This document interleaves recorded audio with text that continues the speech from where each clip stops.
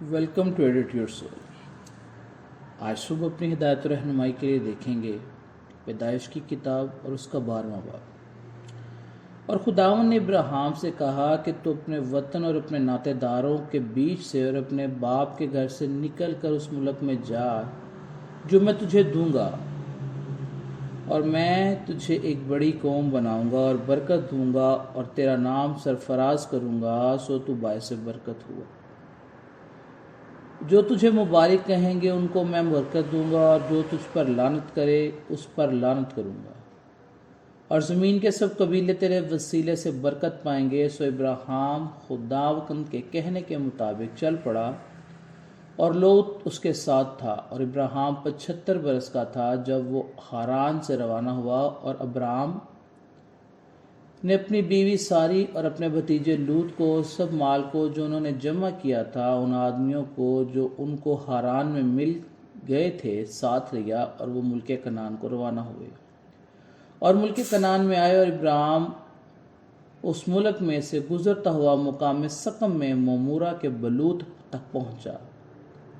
उस वक्त मुल्क में कनानी रहते थे। तब खुदावन ने इब्राहिम को दिखाई देकर कहा कि यही मुल्क मैं तेरी नस्ल को दूंगा। और उसने वहां खुदावन के लिए जो उसे दिखाई दिया था एक कुर्बानगाह बनाई, और वहां से कूच करके उस पहाड़ की तरफ गया जो बैतूल के मशरक में है, और अपना डेरा ऐसे लगाया कि बैतूल मगरिब में और ऐई मशरक में, और वहां उसने खुदावन के लिए कुर्बानगाह बनाई और खुदावन से दुआ की। और इब्राहिम सफ़र करता करता जनूब की तरफ बढ़ गया और उस मुल्क में काल पड़ा। और इब्राहिम मिस्र को गया कि वहाँ टिका रहे, क्योंकि मुल्क में सख्त काल था। और ऐसा हुआ कि जब वो मिस्र में दाखिल होने को था, तो उसने अपनी बीवी सारी से कहा कि देख, मैं जानता हूँ कि तू देखने में खूबसूरत औरत है, और यूं होगा कि मिस्री तुझे देखकर कहेंगे कि ये इसकी बीवी है, सो वो मुझे तो मार डालेंगे मगर तुझे जिंदा रख लेंगे। सो तू ये कह देना कि मैं इसकी बहन हूँ, ताकि तेरे सबब से मेरी खैर हो और मेरी जान तेरी बदौलत बची रहे। और यूं हुआ कि जब अब्राम मिस्र में आया, तो मिस्रियों ने उस औरत को देखा कि वो नहायत खूबसूरत है, और फिरौन के उमरा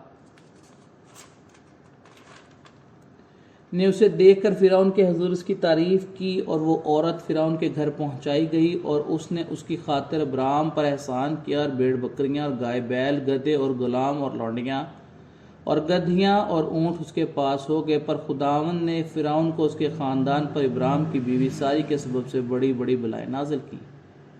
तब फिरौन ने इब्राहिम को बुलाकर उससे कहा कि तूने मुझसे ये क्या किया? तूने मुझे क्यों न बताया कि ये तेरी बीवी है?